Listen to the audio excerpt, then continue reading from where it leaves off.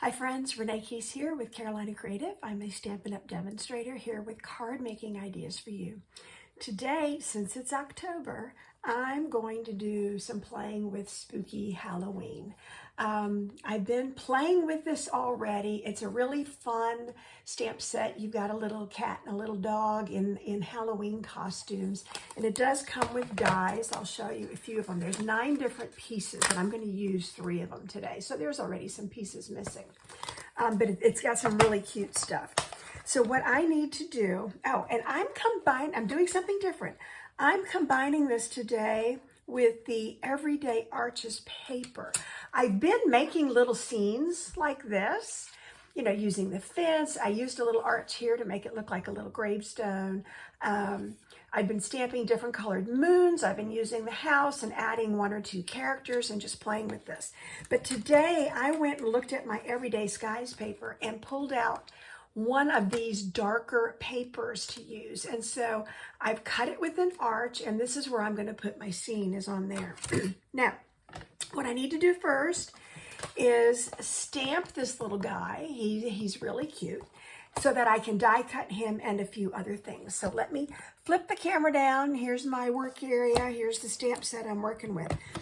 Let me go ahead. I want to stamp him. I'm stamping him on Basic Beige. So he's going to kind of be a brown and gray and tan dog. You'll see when I get him colored in. But I need to die cut him, and I didn't want to die cut first and then try to stamp. So I'm starting with this. All right, so now I've got the die to go over this. I've got a piece of black paper here. And I've got parts and pieces flying. And set this aside because my stamping, cutting, and embossing machine is going to take up a lot of space. Stay. Okay, so I'm going to use this scrap of black, and I'm going to use the dog here. So here comes my cutting and embossing machine. And it's just a standard sandwich, so I need the 2 plates. And I'm going to put both those pieces on that rectangle because they fit just fine. And then lined up my little trick-or-treating puppy dog in a costume. He's actually in a Frankenstein costume, so you'll see I'll try to color him somewhat appropriately, but make it fun, Don't get too serious with it. Like, I don't want him all black or anything like that. He needs to have some color. So here we go. I've got those pieces. I'll get it all stayed together. And I'm just going to put this on the floor so it's out of my way for now. So I now have the cute dog, and you can already tell I've got a bunch of blends out, so I'm going to be working on him. I have a fence. Let me just poke all this out and get those pieces removed. And you can see a lot of times I don't even put the handle on this. I've got other things on my Take Your Pick tool. And so I just grab it and use it like it is. And it works great at getting all this stuff out. These big pieces punch out pretty easily, but the little windows, those little die cuts here are a little trickier. So I will just put that in the trash. And I think I'll just use my scissors to get that corner loose so I can unpeel it from the die. So now I have a house, I have a fence, I have a character. I use my 1 7/8 punch, and I've been doing all different colored moons. Yellow, lemon lolly. This looks like crushed curry. I just grabbed a scrap and I thought, well, that'll work. I've used orange. I mean, you can make the moon any color you want. So let me start coloring in my character, and then I'll get ready to start laying out and assembling. I'm going to make him a 2-tone pup. So I don't need the big end. I usually need the small end for all these little things. So what I'm going to do is fill in his ear. I'm going to make him an alternate color here. And I'm going to fill in his eye. And I'm going to make his paws a separate color too. Okay, so I think I want, excuse me, I have this, it's actually a chronic cough now. And they're working on some different meds for me, and it is giving me laryngitis. So my voice is definitely raspy today. That'll pass. Okay, so I'm going to make his shirt and his sleeves kind of a brighter green. And I probably should have grabbed a darker green for the accents. And I'll do that in a minute. But I'm just going to outline this and then fill him in and give him a little bit of shading. But yeah, I think for his cuffs, he's got, there's a lot of detail in this guy, let me tell you. So for his cuffs and his V-neck, I'm going to give him, so what did I just use? Dark Granny Apple, and I just grabbed a Just Jade, Dark Jade. That is a retired color, but it'll give me some contrast here. So I'm just giving him a two-toned shirt. I think I'm going to give him some wild colored pants. I'll think about that in just a minute. I did want to fill in, I'm using one of the flesh tone colors. This is the SU800, and I'm going to make the rest of his face that color. It's not going to look like a lot, but it is going to give him just a little more dimension if I go ahead and give him just this little shading, because you'll be able to see the color of the beige, on the edges of the die cut. So that gives him just a little more color. I do sometimes make, I think that's not dark enough. I think I need my black. Sometimes I make his little, I don't even know what you call those little knobs. But I make those darker. So there you go. I just made that darker. I'm going to give him a lavender lollipop. So this is Highland Heather. Since he's already got that sucker in his hand, I'm going to go ahead and give him some color. So now I have to decide, oh, I know, I'm going to give him orange britches. So I'm going to make him just really crazy. I've got the orange sitting here, and it's going to look kind of muted because it's going on the beige. And that's okay. If I was doing this on white, this is pumpkin pie, it would look really, really dark. But I think that's just going to be fine. So now I'm going to give him some striped socks, I guess, under his little shorts. So that first stripe matches. And then, yeah, I think I'll use orange again. There we go. I'm just giving, so he's kind of color coordinated. I don't want to go over the top. All right, so that should be the end for that. Now, I picked a card base that is Calypso Coral. So I wanted, not a really bold Halloween color, but I wanted something kind of Halloween-y. I have been putting different colors behind, look at what that did, behind the house to make it look like it's lit up. And I tell you what, I have used Daffodil Delight, I've used Lemon Lime Twist, bright green. This is there was a scrap of wild wheat, and I thought, well, that'll do. It'll sure pop. It'll make it look like it's lit up. And once I glue the back on there, I can trim any edges. I already kind of lined this up so that it would not show much, so that won't take much to do. All right, let me do a little more stamping. I need to stamp the insert, and I'm going to stamp on the moon. That sounds funny. Stamp on the moon. I'm going to put a sentiment on the moon. How about that? So I have my Calypso Coral, so I think I'll do my sentiment, and I'm going to combine, I'm going to say no tricks, all treats, and happy Halloween. I've already lined them up on my block. So I have two stamps, and I did the whole, I lined it up on here, made sure I had it straight, even stamped it to make sure I had it straight. So it is good to go. So I'm going to put no tricks, all treats inside the card. I thought that's just a fun sentiment. And then I'm going to get out my black ink. So let me get out my Memento. And I'm going to start by stamping. Well, let's just finish the inside. I'm going to add some little bats flying around here, like that. And maybe down here. And I don't worry too much, if a few aren't inked perfectly, they're just in the distance. I mean, I just think it gives it some depth. So I really don't worry too much about the bats. Now, I've got the word spooky, and I want to put that on my full moon. And then I'm going to put a couple of bats on there as well. Whatever, I mean, I don't want them all. So, yep, well, yep, he went off the page, didn't he?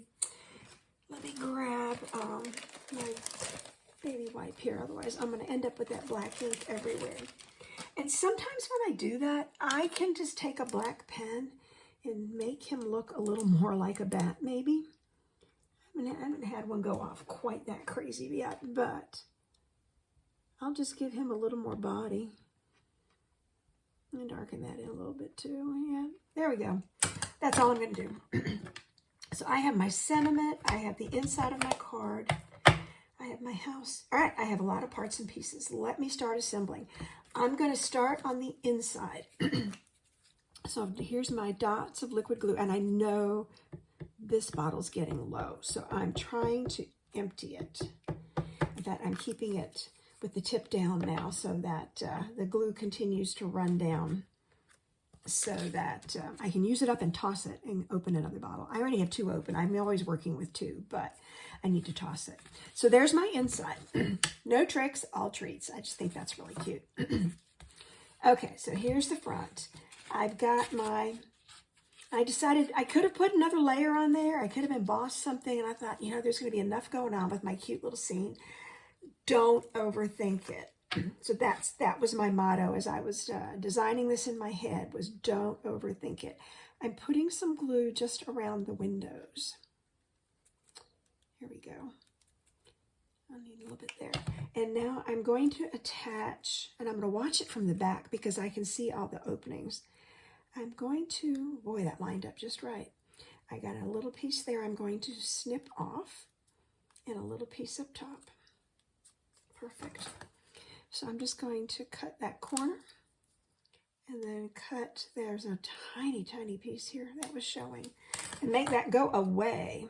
Okay, so now, no, I have another little piece.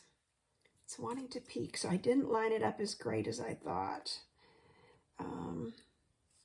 Let's do that, and do this.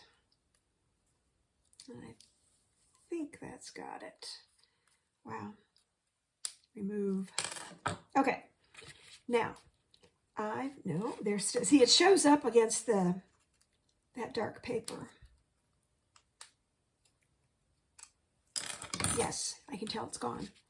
So I've got a house. I'm going to call it my haunted house. I've got the moon, and I think I want the moon rising behind the house.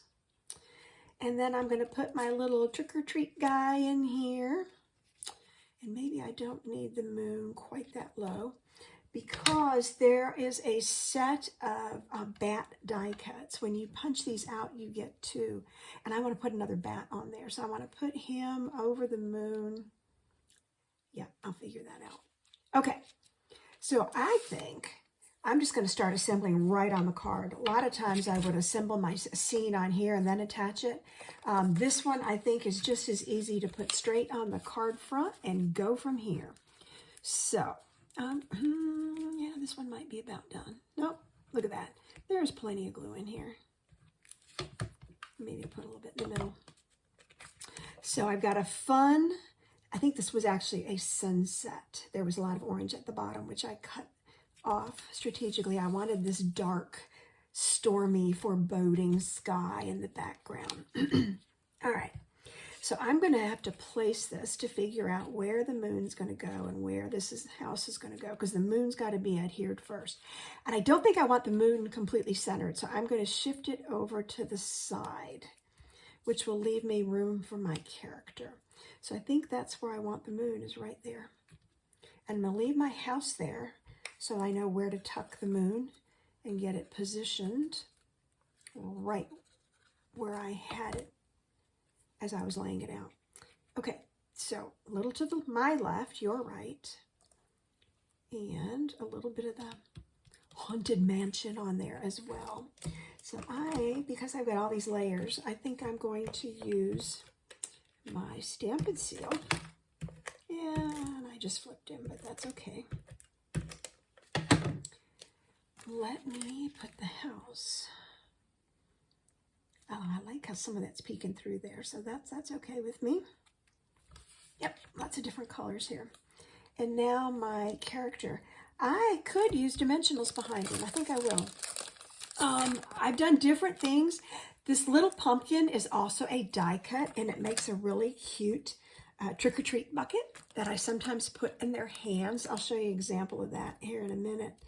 When I'm done playing with this, I think I need some minis, which I always keep on the back side.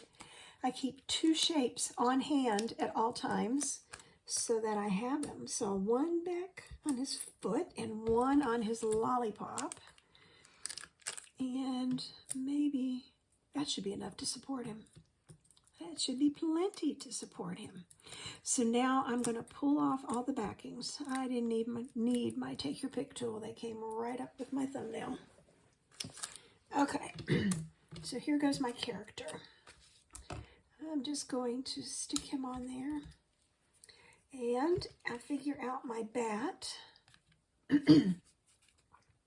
Couple dots of glue on the back of him.